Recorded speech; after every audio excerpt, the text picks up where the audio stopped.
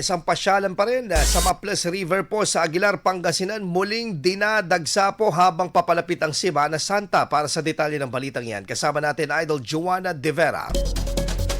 104.7 IFM Report. Kung mapapansin nyo sa aking likuran, simula nang muling buksan itong Maples River dito sa may bahagi ng bayan ng Aguilar dito sa lalawigan ng Pangasinan, ay tuloy-tuloy na ang pagdating nitong mga lokal na turista para maligo at makisaya kasama ng kanilang mga pamilya.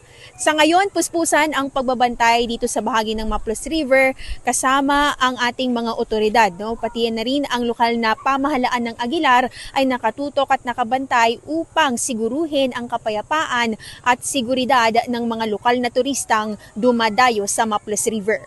Ilan sa bumibisita ay mga pamilya at magkakaibigan na nais makapagpahinga at maligo sa nasabing ilog. Okay lang naman. Maganda rin. Maganda. Sino kasama nyo ngayon na? Family friends. Ayon naman sa opisyal ng Barangay Bor na isa sa mga may sakop ng Maples River, tinitiyak nilang ligtas at maayos ang pagpunta ng mga bisita sa kanilang nasasakupan at inaabisuhan ang mga ito upang maiwasan ang anumang uri ng insidente. Basta siguraduhin lang nila na yung safety ng isa dahil siyempre mayroong mga bata, kailangan kahit na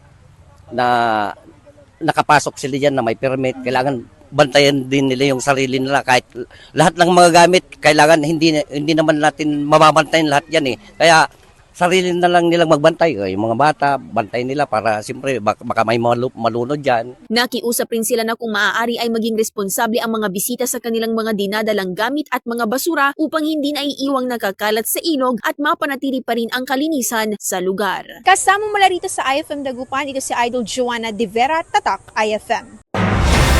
IFM News. IFM News. IFM News.